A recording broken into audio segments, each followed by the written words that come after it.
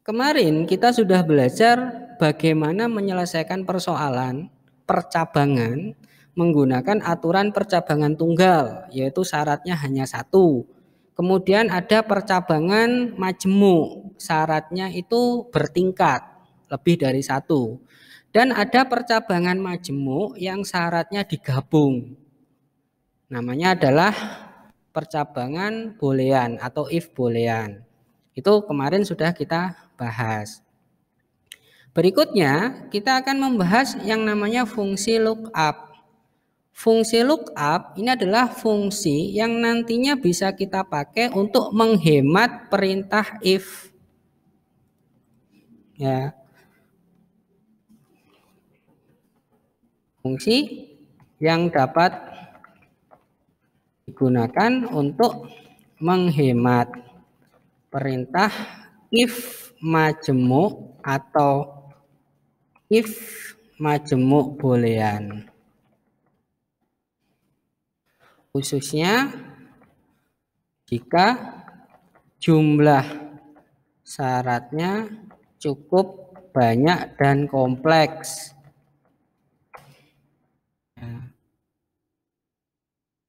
Jadi kalau nanti kalian menemui if majemuk atau if majemuk boolean yang syaratnya itu banyak sekali, berarti if yang harus dipanggil kan juga banyak. Bisa 5 if, bisa 6 if, bisa 7 if. Sekali Anda menuliskan skripnya salah sedikit saja, maka ya error, ya kan, yang muncul kesalahan. Nah, contohnya saya pakai fungsi ini adalah pada saat saya harus menemukan nilai akhir. Nilai akhir dari yang terakhir. Asik ya. Jadi misalkan kalian itu di awareness menempuh materi sebanyak 18 materi yang berbeda-beda. Maka muncul nilai akhir, masing-masing materi akan muncul nilai akhir. Sekian, sekian, sekian, sekian, sekian. Dan itu ada 18 materi, berarti ada 18 nilai akhir. Kemudian saya diminta untuk menemukan berapa IPK dari si A misalkan. Pada saat saya diminta seperti itu, maka saya harus membandingkan 18 nilai itu. Nilai pertama, jika seperti ini maka bobotnya sekian. Selesai, maka pindah ke nilai kedua. Jika bobotnya sekian, maka jika nilainya sekian, bobotnya sekian. Nilai ke mata kuliah ketiga, jika nilainya sekian, bobotnya sekian. Sampai mata kuliah terakhir, itu ada 18 materi misalkan. Berarti ada sekian if. Kalau ada 18 materi, berarti if-nya ada 17. Ingat-ingat. Kenapa? Karena jumlah if itu adalah jumlah syarat di minus 1. Ya, tadi saya sudah contohkan misalkan di sini ada 1, 2, 3, 4. Kalau menggunakan if majemuk berarti if-nya ada 3. Karena yang terakhir ini tidak dipanggil if-nya lagi, langsung saja 10% kan gitu kan? Berarti jumlah if itu adalah jumlahnya syarat minus 1. Kalau syaratnya ada 18 materi tadi, berarti if-nya ada 17 dan itu tidak boleh salah satu saja pengetikan rumusnya. Wah, ini sangat kompleks. Nah, biar sedikit lebih sederhana penulisannya bagaimana? Nah, Anda bisa menggunakan namanya fungsi lookup untuk menyederhanakan apa? Menyederhanakan penulisan if majemuk. Ya, itu manfaat dari fungsi lookup. Kemudian fungsi lookup sendiri itu ada 2. Ya. Jenis fungsi lookup itu ada 2. Itu yang pertama namanya VLOOKUP. Kemudian yang kedua ini adalah HLOOKUP. Apa itu VLOOKUP? VLOOKUP adalah vertical lookup. Yang ini berarti apa, Pak? Horizontal lookup.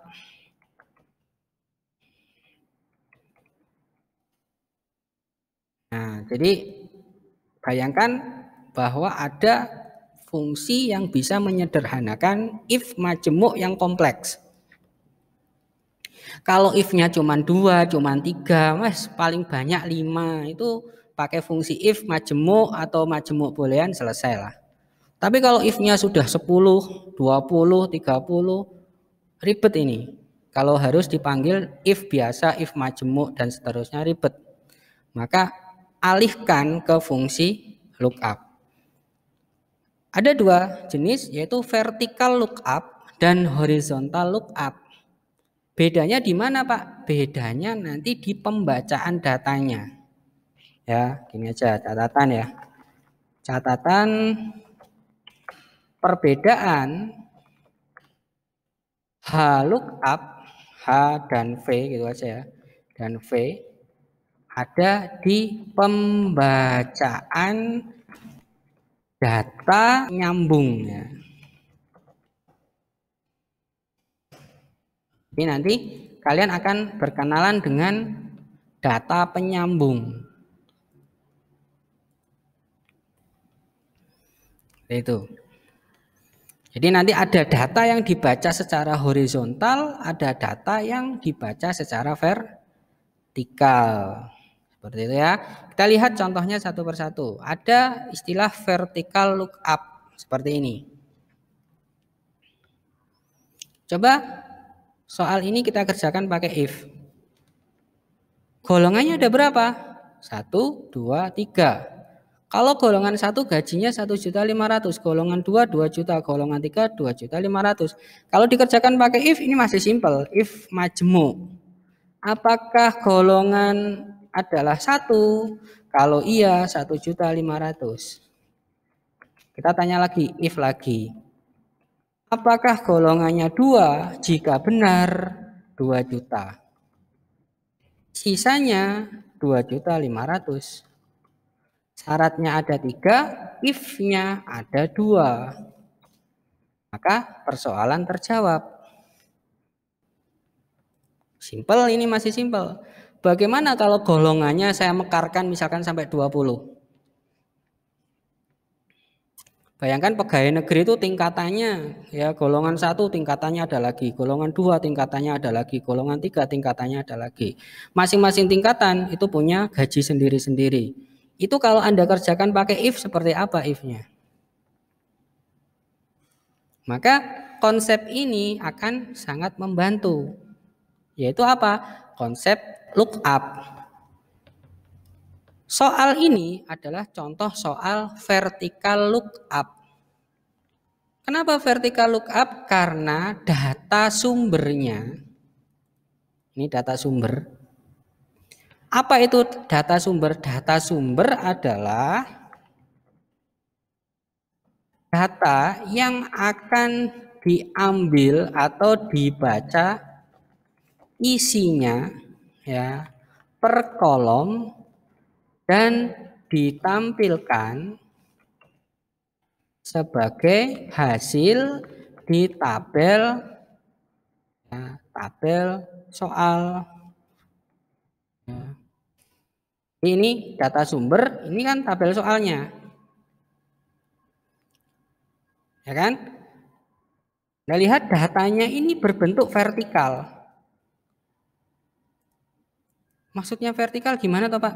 Judulnya ada di atas, datanya memanjang ke bawah. Kalau saya tambahi kan berarti dia memanjang ke sini terus. Ini juga memanjang ke sini, ini memanjang ke sini. Kan gitu ya? Berarti data ini dibentuk dalam model vertikal. Jadi kapan menggunakan V, kapan menggunakan H, itu Anda perhatikan data sumbernya ini.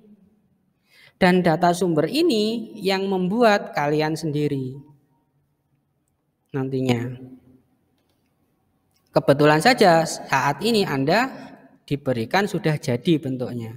Pada saat Anda kerja, ini nanti yang buat Anda sendiri. Cara buatnya bagaimana, Pak? Cara buatnya yang pertama Anda harus menciptakan yang disebut dengan apa tadi? Kolom penghubung atau kolom penyambung, data penyambung. Ya. Jadi kolom paling depan disebut dengan kolom penyambung atau data penyambung. Ini adalah syarat if. Ya, ini adalah syarat if. Jadi di sini, ini ke bawah ini kata kuncinya di situ. Kolom yang paling depan ini harus kolom penyambung. Kalau membuat tabel sumber atau data sumber, yang paling depan itu disebut dengan kolom penyambung. Karena bentuknya vertikal ya, saya ngomong kolom. Manjang ke bawah ini kan kolom. Ya, ini kolom penyambung. Apa itu kolom penyambung? Isinya seperti apa? Isinya adalah syarat-syarat if. Ya kan, kalau golongan 1 berarti syaratnya golongan 1, golongan 2, golongan 3. Kemudian kolom kedua dan seterusnya di sini, kolom kedua dan seterusnya, ini disebut dengan kolom jawaban. Yaitu kolom yang isinya akan ditransfer sebagai jawaban. Di sini. Berarti yang ini itu bebas. Misalkan kita ngomong golongan 1, kamu pengen menemukan apa? Gaji. Oh, berarti di sini golongan 1 gajinya 1.500.000. Golongan 2 gajinya 2 juta. Golongan 3 gajinya 2.500.000. Ya, golongan 1 tunjangannya 75.000, golongan 2 tunjangannya 200.000, golongan 3 tunjangannya 375.000. Misalkan sapu tuker bagaimana Pak? Tunjangan di depan, gajinya di belakang. Ya enggak masalah. Ya. Jadi nanti saat ketemu 1 berarti kalau mentransfer gaji yang diambil ini. Saat ketemu golongan 1 kalau mentransfer tunjangan berarti yang diambil ini, kan gitu. Jadi ini semacam sumbernya yang akan diambil datanya untuk ditransfer ke sini, ke kirinya. Ke lokasi ini. Nah, sekarang kita pakai sama dengan VLOOKUP. Lihat, VLOOKUP karena bentuknya vertikal. Ada nilai lookup value. Lookup value itu adalah syarat. Lihat, kolom penyambungnya adalah tentang golongan. Berarti yang disorot di sini adalah tentang golongannya. Titik koma, tabel array. Tabel array itu adalah sumbernya ini disorot. Jangan lupa dikunci mutlak. Tekan F4 sekali. Setelah itu titik koma lagi, kita ngomong kolom indeks 6. Kolom indeks 6 adalah kolom yang akan ditransfer menjadi jawaban ke sini. Kolom berapa? 1, 2, 3. Hitung paling depan 1, 2, 3. Kolom 1, kolom kedua, kolom ketiga. Saya mau ngisi apa? Gaji. Gaji ada di posisi mana? 1, 2. Oh, berarti kolom 2. Oke. Sisanya namanya adalah rank lookup. Rank lookup itu pilihannya hanya kata true atau kata false. Kapan pakai true? Kalau syaratnya angka. Seperti ini. Dan urut. Kapan pakai false? Kalau syaratnya kata-kata. Atau angka tapi tidak urut. Silakan itu dicatat atau diingat-ingat. Jadi kalau syarat, ini kan syarat yang di sini ya, bukan yang di sini. Ini kan yang mau dicari. Ini data sumbernya.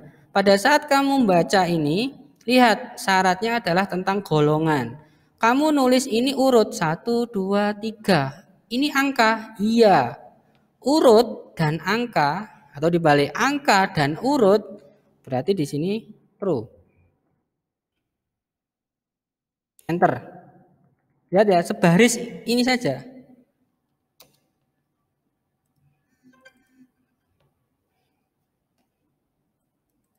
Maka dia sudah bisa menjawab semuanya. Misalkan syaratnya di sini sampai 50 pun, Ya perintahnya hanya sekian. Jadi cara bacanya bagaimana Pak? Cara bacanya nilai golongan yang ada di sini ya itu akan dicocokkan ke sini. Akan dicocokkan ke sini. Oh ini angka 2 cocok dengan yang mana? Ini. Berarti yang saya ambil kolom yang mana? Ini. Kenapa kok ini? Karena tadi saya nulisnya kolom 2.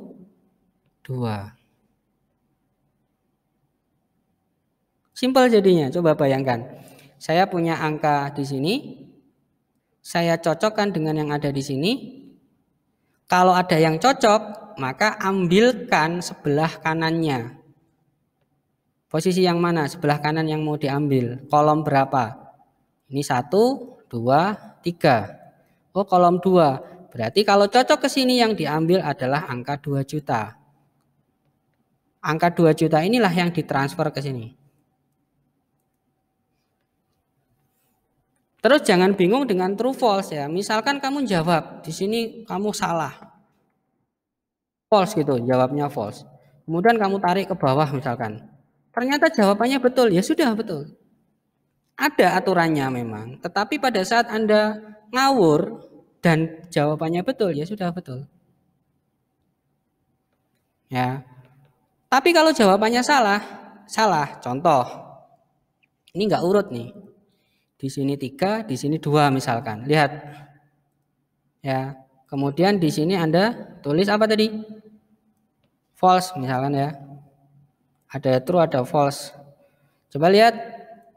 Golongan 3 2 juta, golongan 2 berapa? 2.500.000. Cocok ya? Cocok atau enggak ini? Coba kita true ya.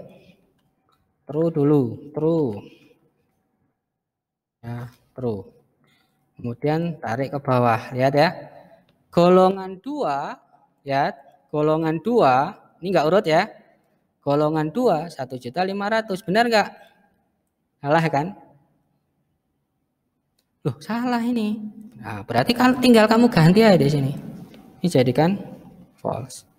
Kenapa false? Karena di sini enggak urut walaupun angka.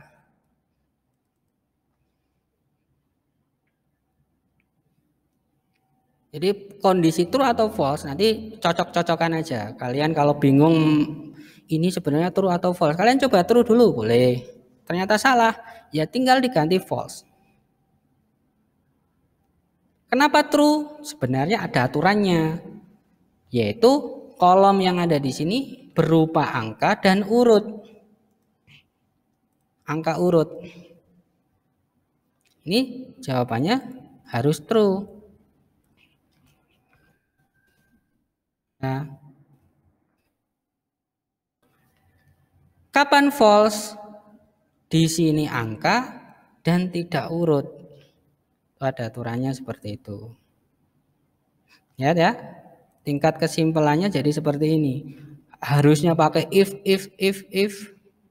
Ini jadi simple. Kita lihat lagi soal yang lain. Nah, lihat ini. Kalau pakai if ada berapa? Cocokkan dengan salah satu di sini misalkan. 1, 2, 3, 4, 5, 6, 7, 8. If operator DOS biayanya 150.000. If operator Windows biayanya 250.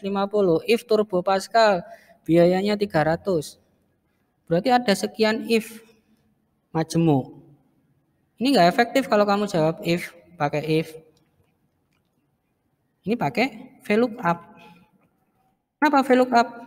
Datanya vertikal. Ini vertikal. Yang mau dicocokkan mana? Kolom paling depan pasti lihat tuh. Kolom paling depan dengan mana? Dengan ini. Berarti yang ditunjuk dulu nilai ini. Titik koma, disorot, kunci F4. Kenapa dikunci Pak? Karena hasilnya akan saya tarik ke bawah. Sumbernya tidak boleh ikut ke bawah. Jadi sumbernya harus tetap di posisi itu. Nah ini saya sorot kok muncul kata paket Pak. Karena lokasi ini sudah dinamai. Disorot ada namanya di sini. Ini ada namanya. Jadi kalau sebuah lokasi, misalkan saya punya angka 1, 2, 3, 4. Ini ya, ada lokasi seperti ini ya misalkan. Ini kalau saya sorot, kan tidak ada namanya nih. Ya kan, tidak ada namanya kan. Misalkan saya pakai ini, VLOOKUP. Saya pakai nih, saya ambilkan dari sini misalkan. Ini kan bentuknya kayak gini, nggak ada namanya. Nah, ini wajib dikunci, tekan F4. Ya, ini wajib dikunci, tekan F4. Kenapa? Karena rumusnya nanti ditarik ke bawah, ini harus tetap, sumbernya harus di situ terus. Itu alasan kenapa harus dikunci. Sedangkan kalau lokasi ini sudah saya namai, saya sorot, saya kasih nama. Misalkan namanya adalah dataku, enter. Maka lokasi ini adalah dataku. Kalau saya pakai VLOOKUP, ini saya sorotkan lagi ke sini, ini otomatis namanya dataku. Kalau sudah seperti ini tidak usah dikunci. Karena lokasinya sudah punya nama. Jadi mengunci area itu bisa dengan cara menamai area tersebut.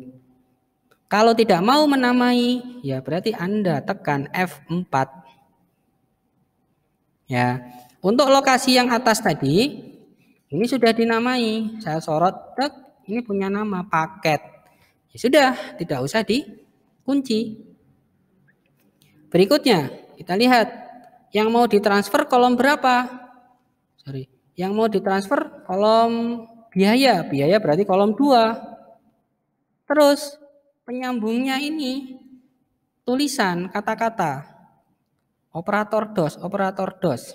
Berarti di sini false. Nah, kata-kata itu penyambungnya, maka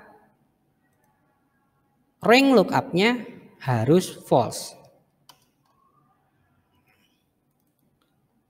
1, 2, 3, 4, 5, 6, 7, 8 syarat.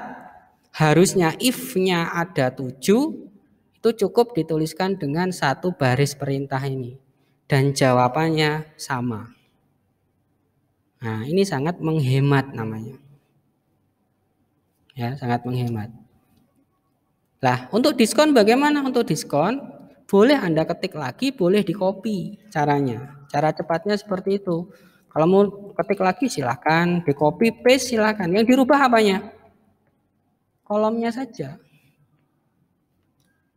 Biaya yang ditransfer kolom 2, diskon yang ditransfer kolom 3. Sisanya kan sama.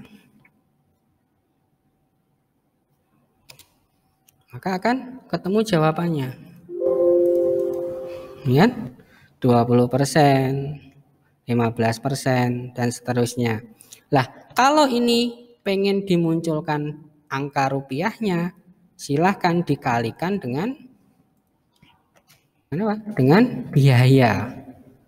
Ya, berarti kali 6. Nah, ini kan persen, hasilnya kan persen. Kalau pengen muncul rupiahnya berapa persen, ini rupiahnya berapa? Kalikan dengan E6. Nah, munculnya seperti ini. Ini VLOOKUP. Kalau HLOOKUP seperti apa? HLOOKUP judul kolomnya di depan.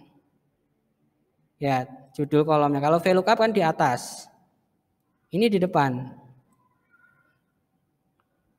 Datanya memanjang ke kanan, lihat. Datanya memanjang ke kanan. Jadi kalau mau ditambahi berarti memanjang ke kanan. Memanjang ke kanan itu berarti horizontal. Ya kan? Horizontal. Namanya horizontal lookup. Kemudian sama seperti VLOOKUP, kita ngomong baris di sini. Baris pertama yaitu ini. Itulah baris penghubungnya. Ya, ini baris penghubungnya. Jangan sampai salah. Kalau yang di sini yang dipertimbangkan syarat itu ini, penghubung itu syarat itu ini. Kalau horizontal itu yang atas. Ya, yang paling atas. Dan kalau Anda pengen menggunakan ini nanti di dunia kerja, diingat-ingat, ini yang meng-create kalian sendiri. Sekarang kalian dibuatkan sudah dalam bentuk jadi, tinggal make. Nanti kalau kerja yang buat kalian sendiri ini. Tabel seperti ini, tabel sumber. Pak, saya pakai VLOOKUP atau HLOOKUP? Bebas. Ya, mau pakai HLOOKUP ya boleh, VLOOKUP ya boleh. Ngerjakan HLOOKUP seperti apa? Ya, HLOOKUP. Lihat penghubungnya tentang apa? Kode barang. Kode barang berarti yang disorot ini. Ini kan 201 akan dicocokkan dengan salah satu yang ada di sini. Cocok yang mana? Titik koma sumbernya disorot. Jangan lupa dikunci. Setelah itu kita ngomong, karena ini horizontal bukan kolom lagi, ngomongnya baris. Baris berapa yang mau ditransfer? Ini tentang apa? Harga satuan. Oh, harga satuan itu berarti baris ketiga. 1, 2, 3. Oh, berarti baris ketiga yang mau ditransfer. True atau false? Berikutnya kan? Lihat di sini, ini angka bukan? Angka. Urut enggak? Angka ini urut enggak? Siapa bisa jawab? Tidak. Berapa orang yang jawab tidak urut? Ini angka urut, tapi melompat-lompat. Yang disebut urut itu ya kecil menuju ke besar atau besar menuju ke kecil. Itu urut namanya. Isinya benar-benar urut, maksudnya urut naiknya 101, 101, 102, 103, 104 atau ada lompatan. Yang penting dari kecil ke besar itu urut. Nah, 101, 102, 103 naik 201. Ini tetap dianggap urut. 202, 203. Berarti di sini boleh kamu menggunakan true. Enter. Cocokkan. Ya. Sepatu Kasogi, kodenya 201. Ya, harga satunya 115.000, betul enggak? 201 Kasogi 115, betul ya? Ya, seperti ini. 101 Dagadu kaos. 101 Dagadu kaos, betul ya? Harga satuannya 75.000, betul. Kalau kamu pakai if, berarti ada berapa if? 5. Oh, tingkatannya ada 5 kali if. Kalau salah ngetiknya sekali, ya wes salah semua. Dengan konsep lookup, Anda menyederhanakan perintah ini. Cuman tantangannya memang nanti Anda harus bisa menciptakan tabel ini dulu.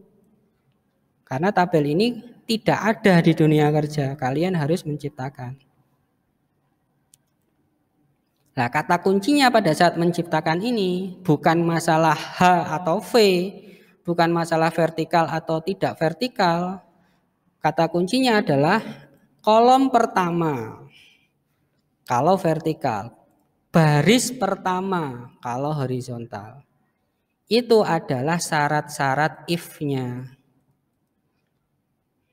Kalau kamu bisa mendesain itu dulu, ini jadi dulu, sisanya berarti jawabannya. Ini jadi dulu, sisanya ini berarti jawabannya. Mau sepanjang apapun ke kanan, mau ke bawah sepanjang apapun, yang penting pertama kali betul dulu. Ini pertama kali betul dulu. Maka sisanya pasti betul. Pada saat datanya mentah di lapangan, kemudian kamu pengen menggunakan fungsi lookup, berarti tabel-tabel ini harus kamu desain sendiri. Nah, tantangannya di situ nanti. Tapi kalau tantangan ini bisa kalian buat dengan benar, maka akan ada kemudahan dibandingkan menggunakan fungsi daripada menggunakan fungsi if. Tuh. Nah, nanti kalian coba dulu lihat, ada beberapa model if. Ya, sambil dibayangkan misalkan ini tidak ada gitu. Ini tidak ada, saya harus menjawab soal ini. Ya, ada beberapa kolom yang harus saya kerjakan. Terus tabelnya ini tidak ada. Ya. Saya pengen menggunakan fungsi lookup. Saya harus nggarap apa? Saya harus menyiapkan apa? Coba dibayangkan. Ya, kemudian coba kamu buat tabel sumber sendiri. Kira-kira bisa nggak menjawab persoalan ini? Jangan niru yang tadi saya hidden itu, nggak usah itu. Anggap aja itu nggak ada misalkan. Terus kamu desain sendiri tabel sumbernya tadi, data sumbernya tadi. Kira-kira dengan data sumber buatanmu sendiri itu bisa menjawab dengan benar atau tidak? Kalau betul bisa, oh berarti kamu sudah ngerti tentang fungsi lookup dan bagaimana cara menggunakan fungsi lookup tersebut. Ya, oke, itu dulu mungkin materi saya hari ini. Simple sebenarnya bahannya, tetapi penerapan di soalnya yang nanti harus kalian logikakan dengan baik. Saya akhiri, kurang lebihnya mohon maaf. Assalamualaikum warahmatullahi wabarakatuh.